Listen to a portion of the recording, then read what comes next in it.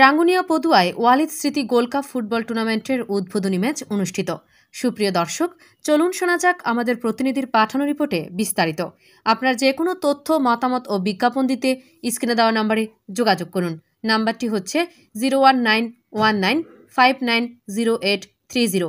আবারও বলছি 01919590830।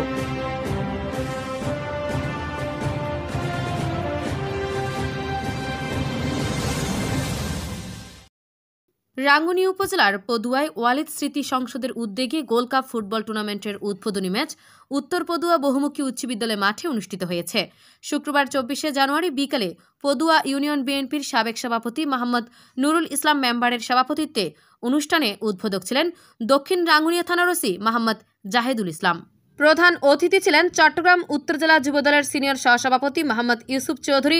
প্রধান বক্তা ছিলেন রাঙ্গুনিয়া উপজেলা বিএনপির যুগ্ম আহ্বায়ক হাজী মোহাম্মদ ইলিয়াস শিকদার।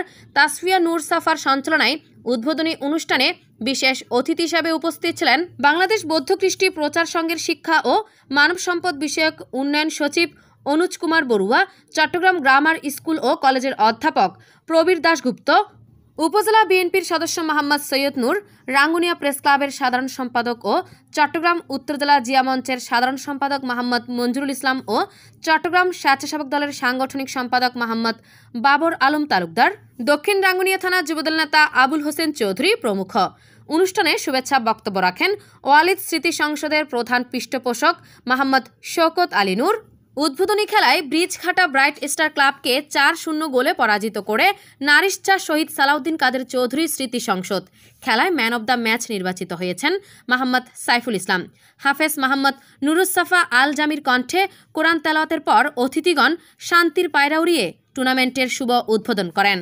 ওয়ালিদ স্মৃতি সংসদের মধ্যে উপস্থিত ছিলেন ওয়ালিদ স্মৃতি সংসদের সভাপতি মোহাম্মদ নঈমউদ্দিন, সিনিয়র সহসভাপতি জুলফিকার আলী, সাধারণ সম্পাদক মোহাম্মদ দেলোয়ার হোসেন তালুকদার ও সাংগঠনিক সম্পাদক মোহাম্মদ সাকিব। খেলায় এক মনোজ্ঞ সাংস্কৃতিক অনুষ্ঠানও অনুষ্ঠিত হয়। আজ এ পর্যন্তই। সকলেই সুস্থ থাকুন, ভালো থাকুন। এতক্ষণ সাথে থাকার জন্য সকলকে ধন্যবাদ। আমাদের পেজ ও ইউটিউব চ্যানেলটি লাইক, কমেন্ট, শেয়ার করে আমাদের সাথেই থাকুন। পরবর্তী নিউজ দেখার আমন্ত্রণ জানিয়ে আজকের মতো এখানে শেষ করছি। আল্লাহ হাফেজ।